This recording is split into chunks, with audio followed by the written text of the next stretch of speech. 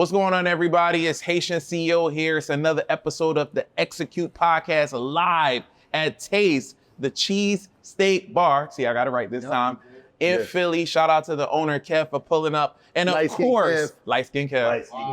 The darkest light-skinned person I know. What? Yes. And shout out to our special guest from the amazing, the biggest podcast on this planet. Check the numbers. $1 million worth of game. We got Wallo and Gillie. Thank you once again for blessing us second time. Both of y'all, this is the second time y'all on here. So I appreciate y'all.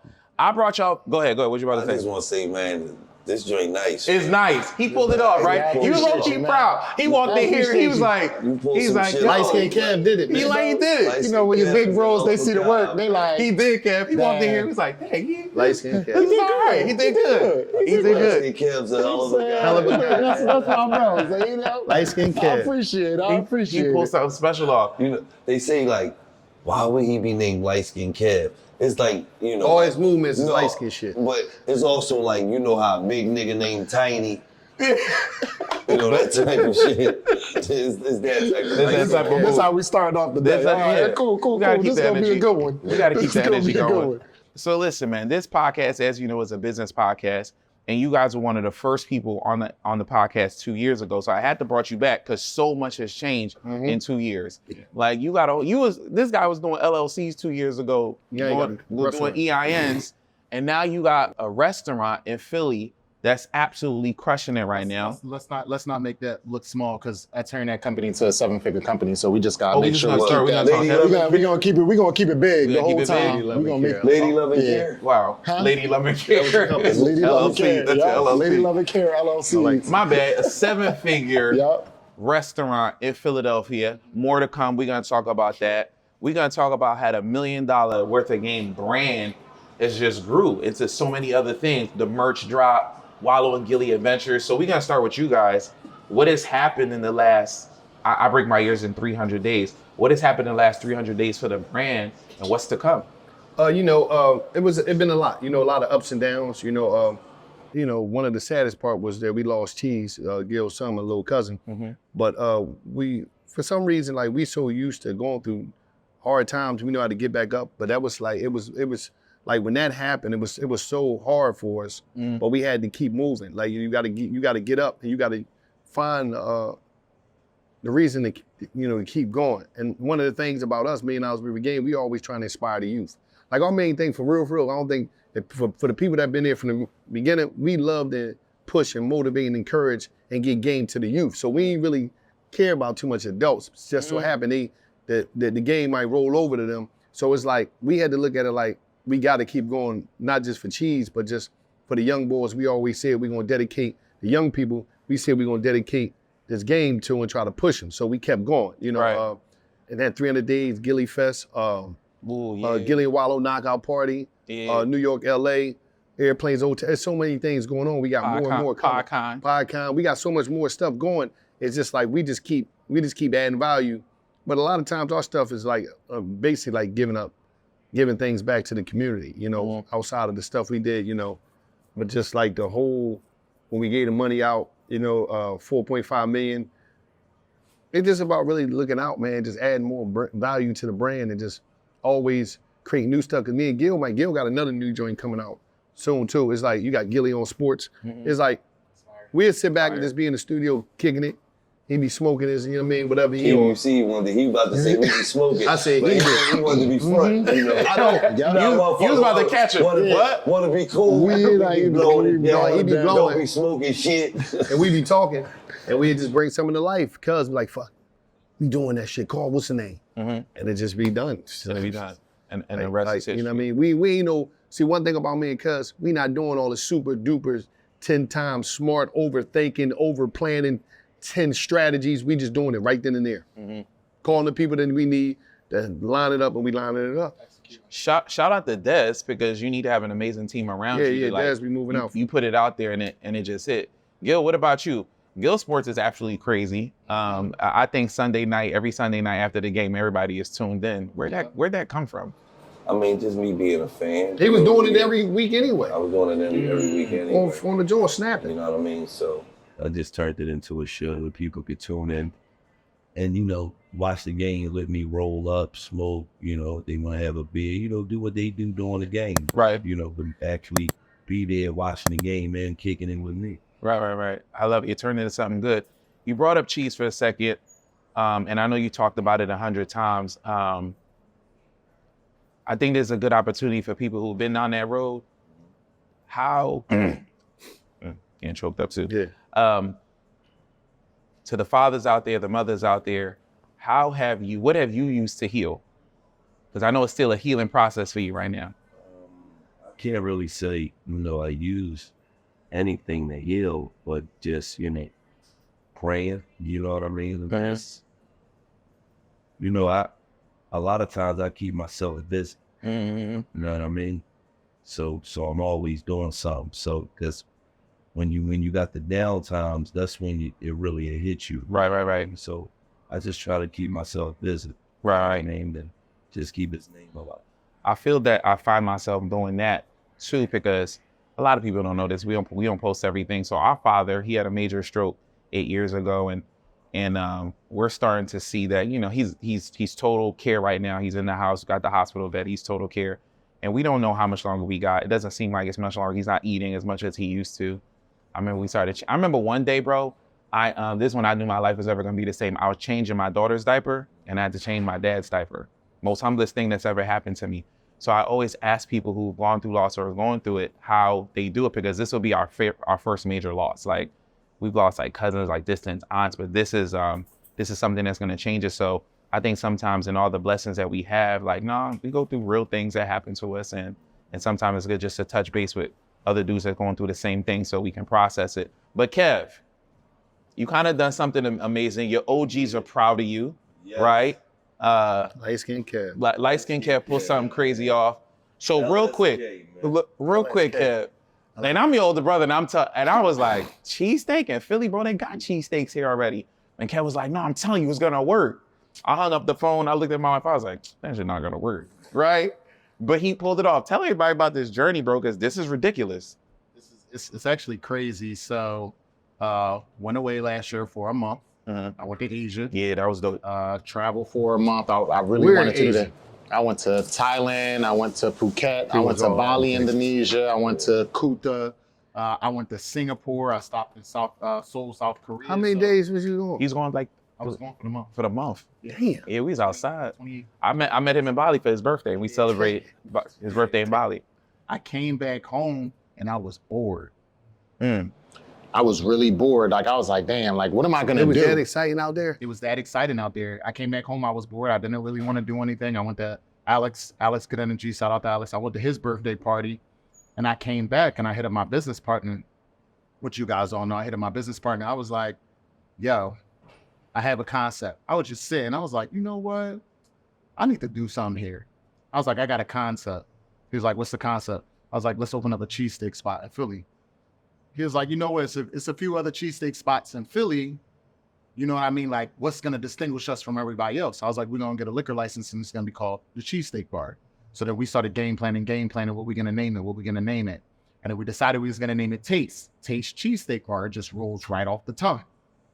Stephanie Washington, shout out to Steph, who's our commercial realtor at the time. She actually found this specific location. She was like, yo, I have the perfect location for you over at 18th and JFK. Came over here, same day, got the lease terms, went over to Paul Heron, our attorney. He locked everything in for us. And then we completed this project in 27 days. Gutted it. April 3rd, we started construction. August 28th, we were done. And our grand opening was on the 16th.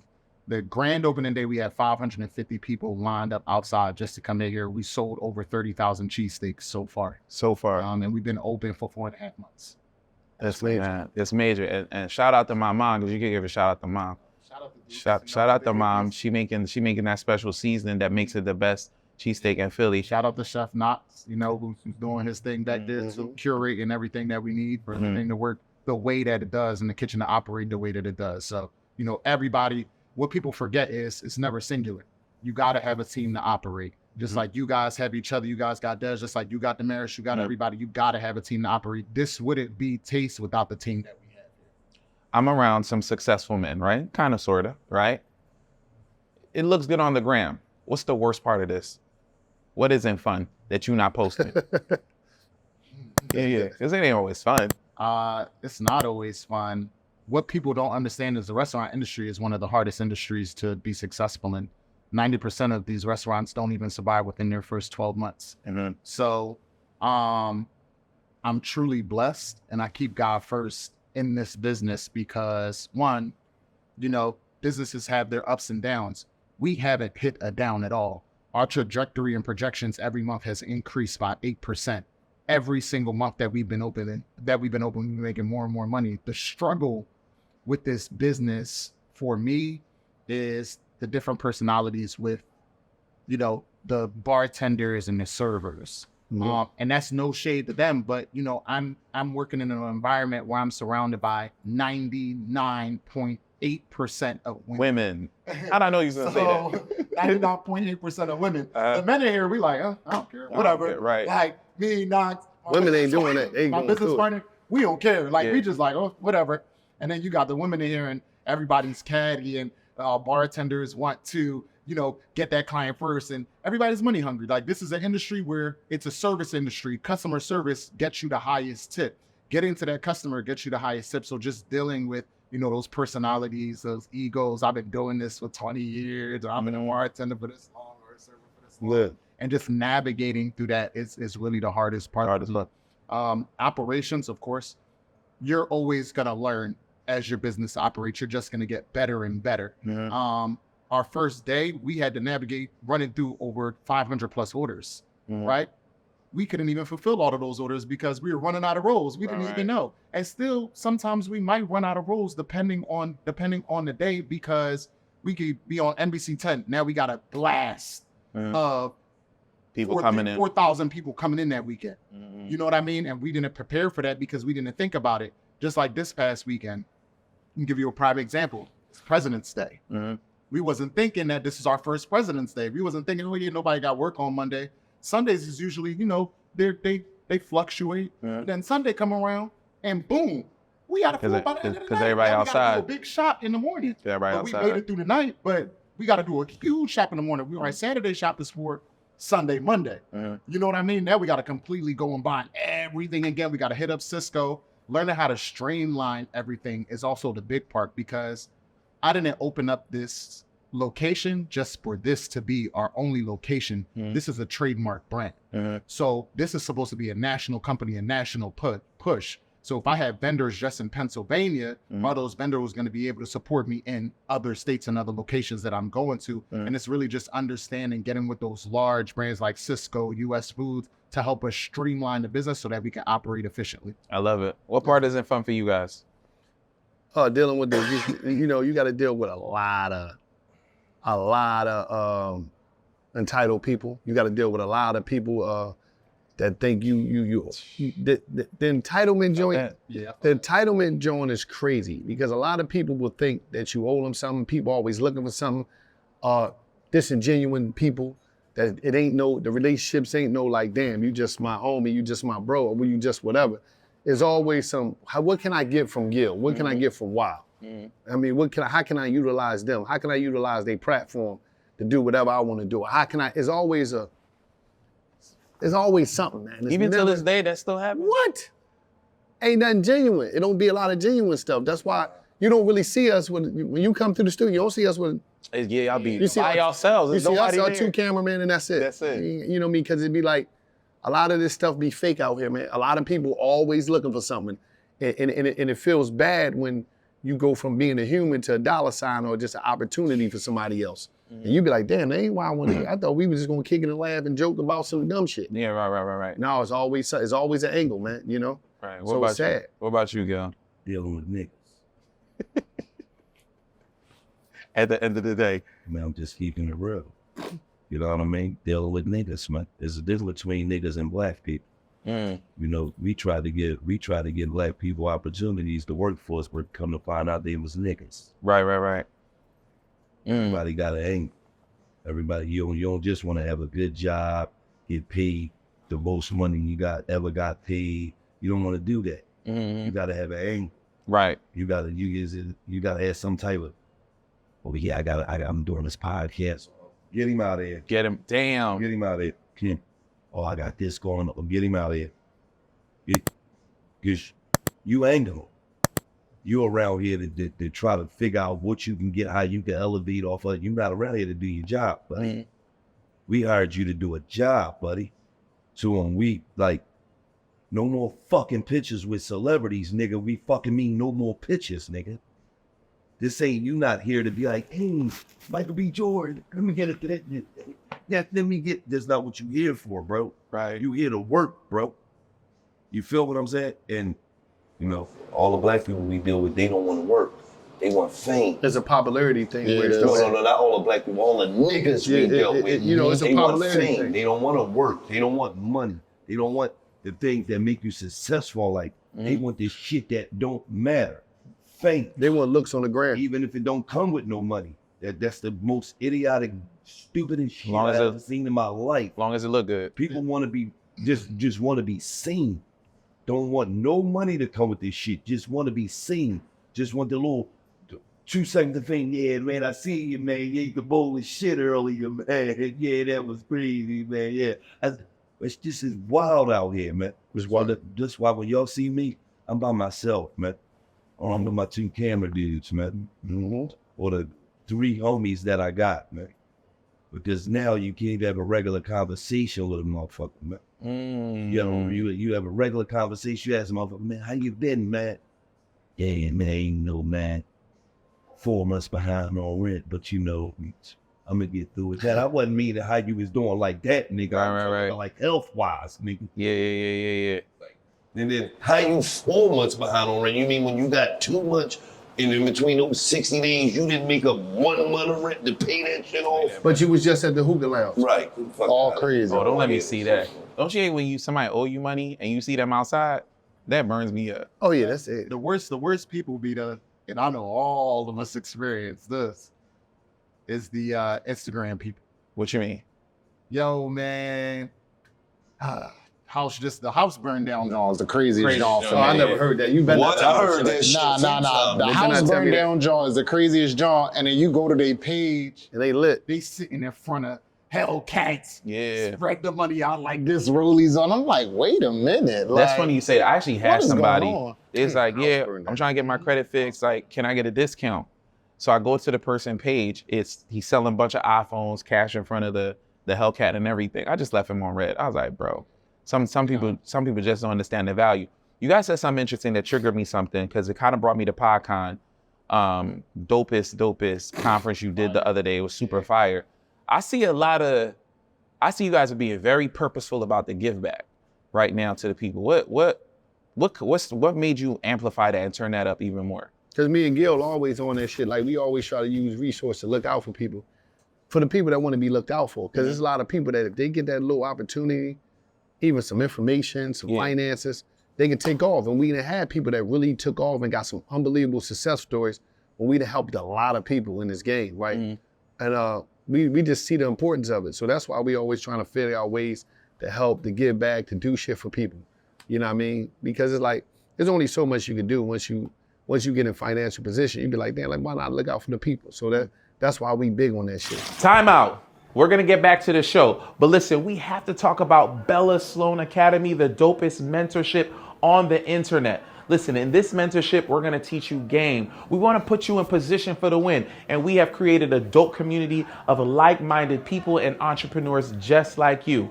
We have 5 live Zoom calls per month. Not just your regular videos that you can watch later. No, we wanna touch you and we wanna talk to you.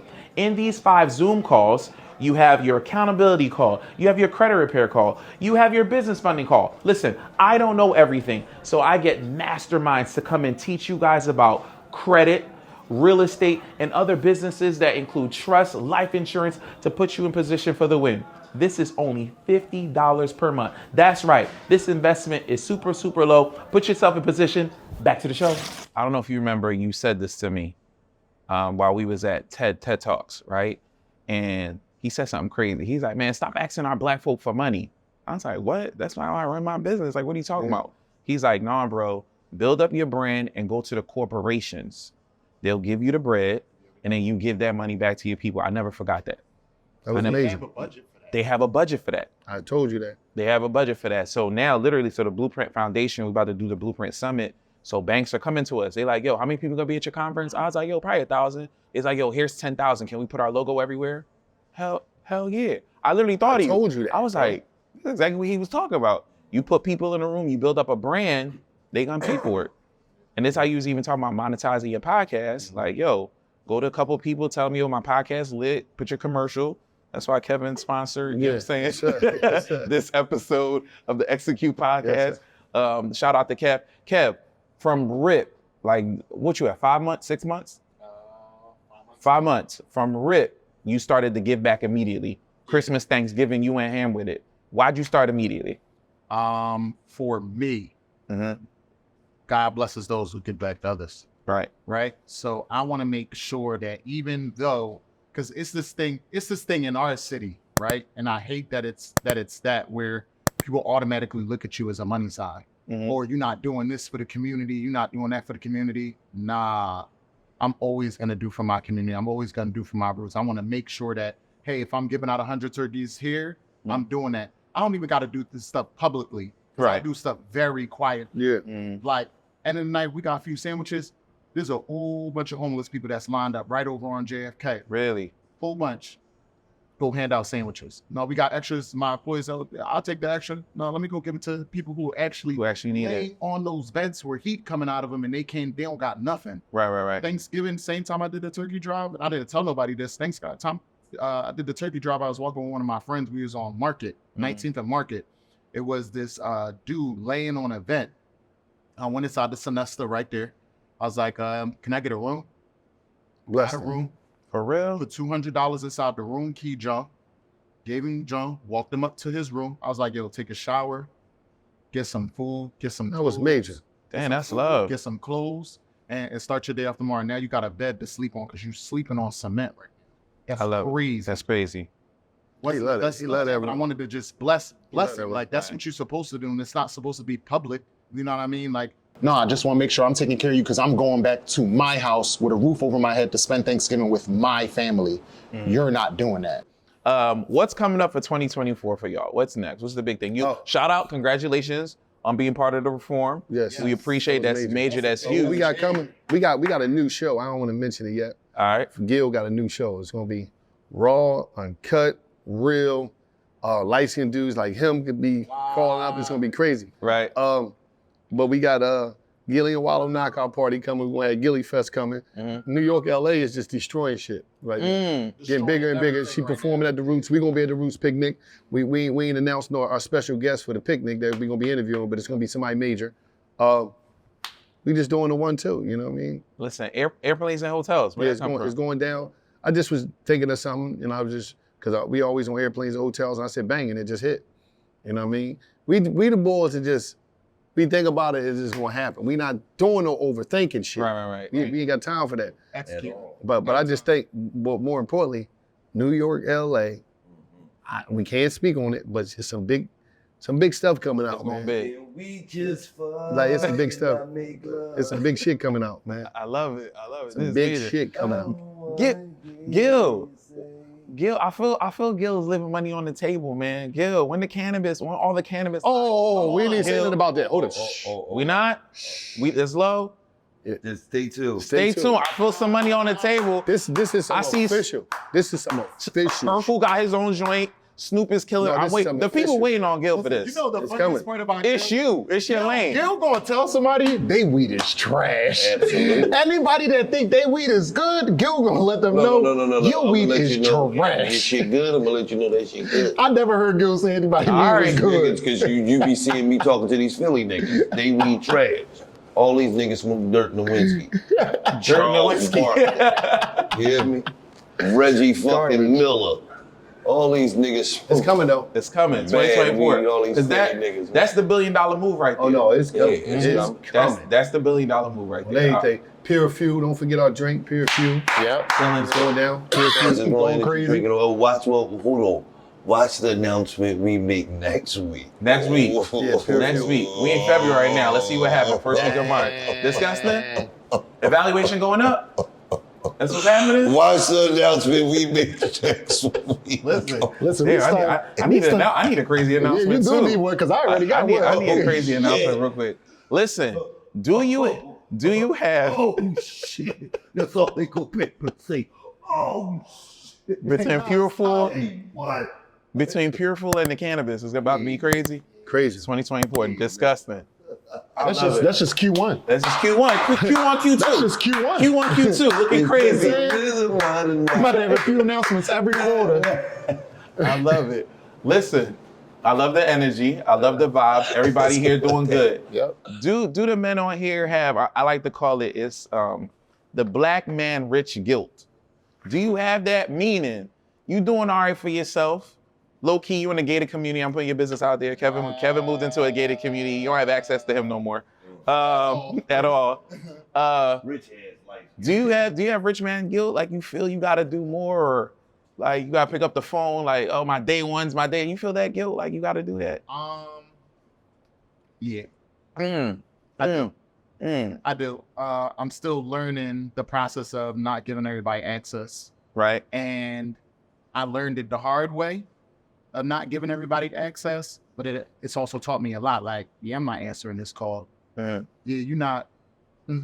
If a contractor come into my house, I won't even be there. You won't even know that I live there. Right. Like, you won't even know you're delivering food to me. I don't want you to have access to me at all, because if you feel like you have access to me, you feel like you can ask me for anything. I've dealt with that shit. And you guys have been doing it way longer than me. Right. Way longer than me. So y'all here, y'all, I'm trying to learn from y'all how y'all got through it, because it's overwhelming. I got a brand new phone, right? Because Gil always say, I never answer my phone. If he's not calling, I don't answer. Because I had this number since I got out of prison. I got a brand new phone. I'm switching everything over, and it's lights out after that. Damn. You only probably, if you don't have me, you only probably be able to get through me through email after that. Wow. I'm just not playing. Like, you can't, because people take advantage, man, and they just so entitled. And I ain't got time for them, man. And I ain't got time for the meaningless conversations, man. People is very entitled. You got to be able to put that block. You should not be able to contact me just to be contacting me about nothing. You know what's fucked up? People want a life they ain't work for. Yep. Damn. Raise them up. Damn. Territory. You can look out for a motherfucker. They don't want they like, they want your life. They want your life. It's like, my nigga, you don't put no work in, man. I even work the things I got, nigga. You don't put no work. I tell people all the time, I apologize for posting the results and not the process. My bad for making it look easy. This took a decade. A lot of these motherfuckers be around you, so they know it ain't easy. Yep. They know what you had to go through. They know they seen that shit, but it's just like, They ain't gonna do nothing. Nah. You know what's do nothing to help themselves. They just want to rely on you, and then if you don't come through for them, then you ain't real. Then you ain't real. Right. You're not a real one. Then you acting different. Then you Hollywood. All because you put the word through it. She don't make what's so. Nah, I don't have none of that guilt. I have none. Yeah, I just don't pick up. I don't give a fuck who you is. Me neither. Yeah. I tell you, And when we jump talk, off the bridge, Nick. when y'all talk about it too, for example, when y'all signed y'all contract with Barstool, and y'all was crying like, yo, this is major for us. I felt that same exact feeling. Like, I called you on the phone, and I'm crying, and I'm like, yo, you don't understand how much work I put in 27 days. He Like, cried. I was not sleeping. 20-hour days. Like, wanted it. straight things. I wanted it so fucking bad. Mhm. This shit is $100 million. And it'd be people. Watch. And it'd be people that Watch. sat back and laid in their bed, ain't do nothing, went out to the hookah lounge, getting high, playing games, that'd be entitled to the shit that you worked hard for. Yeah, you built this And stuff. then get an attitude with you. Put in 4x4, 4x10 shooter in the fucking range. I mean, Going crazy. they listen. 5 a.m. Yo, we in here. It's 4 o'clock in the morning. X-Knots, we in here on the floor. Built it for us, bro. My man on the floor, sleeping on the floor. We've fallen asleep because we just working, trying to make sure everything is perfect. I can tell you every imperfection in this building right now, just from being in here from top to bottom. About him. I want to bring us to a close real quick because we all got to run out today. I see everybody's executing. There's still plans to be made. Everybody still got plans in 2024. Second quarter and second half is going to be crazy. What still motivates you? Why are you still doing this? Bill Gates, I can't believe Bill Gates still get up and go to work every day. What's still motivating you? Why should I be comfortable? Right? Why should I become complacent? Like, I know what I want. The goal was never $1 million. Been there, done that. It was never at them. I always wanted to be a billionaire. Now they done set a whole new level for me. You could be a trillionaire If you want to, yeah. Oh yeah, I want that. Yeah. I like that attitude. Yeah, you see the back of the shirt? You see the back of the shirt? That's the goal. It's possible. I'm gonna go for it. Once I find out that somebody can do it, I know that I can do it too. And it don't matter how long. I'm only 33 years old. I got a crap ton of time. Everybody, God willing. I'm looking at Bill Gates, Steve Jobs, a guy who I actually want to get in touch with, David Grumman, who owns Live, Sexy Fish, Poppy Steak, all of that, right? Yo, they ain't touched their first move until they was 40 plus. I'm 33. I've done it a few times. Right. I am ready. Right. Like, I'm motivated. I have the right team around me. I still have some pieces that plug and play. You know what I mean? But I have the right team around me to hit every goal I want to achieve. I'm already on to the second location. That's already happening. Done. We trying to open up 4 of these this year. Damn. This year. The plan for this is this year. That's just the taste brand. And we got other stuff underneath our hospitality management. That's coming. That's already coming. Spring, summer 2024. Outside of taste. Wait till that get announced. I love it. This is just Q1. Q2, Q3, Q4. We going crazy this whole entire year. More shows, more products y'all got coming out. Why are you guys still motivated? I mean, I was a nigga that was black. Yep. You give me the rock. I'm gonna look out for all the motherfuckers who was forgotten about. And that's what motivate me. You know what I mean? There's a lot of motherfuckers out here who they got talent, but they got the opportunity to be bigger. I like them what they are, and they ain't gonna never get an opportunity because they forgotten about it. So when they come across my platform, I'm gonna show them some love. I'm gonna show them some love. What's still motivating you, Wallo? You know, I was in jail for 20 years. so it's like, And you should always be fucking moved. like what motivate me and why my game is different, and I ain't never had no pride. I used to get up every day. Even made me to laugh at this. Yeah, I used to get up every day, and my own goal was to make $200 a day. That was it. Coming out of nanny crib, selling my t-shirts, or, you know what I mean, figuring out. Then I started doing promo. I was like, man, I'm gonna make me $1,000 a day. And I done it every day. And Gil would and I stacked my money, took my money back to the sneaker box and just ran it up. Like he was a drug. And it wasn't, it might not be something to some people, but I was like, man, I was in jail working for 30-something cents, 40-something cents, an hour, 6 hours a day. So it's like, it ain't nothing to me. I ain't got no pride. I ain't got no ego. And we come from a city where everybody is cool for nothing. The dude would rather be cool than broke and be begging somebody. I'm cool, I'm broke, but I'm begging somebody. I'm too cool to work. I'm too cool to go get a job, but I ain't too cool to be begging somebody and owing 5 different people because I'm begging people. You know what I mean? And then I'm not just begging people to really take care of my kids. I'm begging people so I go out and live the lifestyle. So I go out to the hookah lounge. So it's just wild. You know what I mean? I knew it was wild. And I knew that I had a head start on a lot of people because even though I was in jail, more people was in jail than really in jail. Like it was people in the streets that was in jail. Because they was locked up to a different type of slave mind and a waiting for somebody to save a mind. I wasn't waiting for nobody to save me. I said, I'm gonna get out and I'm gonna go crazy. And that's what I did, and I go crazy every day. You did a beautiful post on February 18th for your anniversary. Yeah. As it passed, again, it's gonna be 10 years in a couple of years. First of all, congratulations again. Yeah. But can you give parting words to the people on the street right now, or people who are locked up, they will be getting out, what they need to do to be in position before they get out of here? They just gotta, while you in there, you gotta be educating yourself now. And you can't be in there getting mad. Like one of the things Gil always say, he said, Lo, one of the reasons you came up because you ain't come home mad and entitled. Ain't nobody telling me.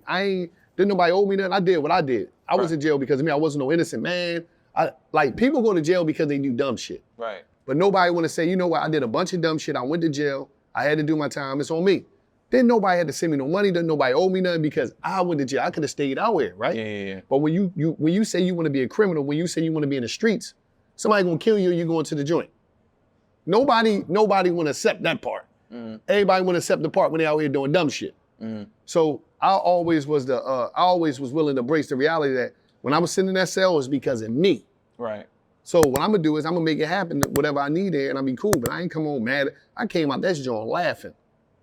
I came out of jail laughing. I was laughing in jail because it was like, that's like dudes' number one reason they lose out here. They come home and they mad, or they come home or they realer than everybody else and didn't get caught. Oh, you just so real. I'm a real nigga. Because you just sat in jail for 10 years? You don't think you're a nut? You're an idiot? Right. But I'm realer than everybody else. Everybody else out here fake. Everybody else out here corny.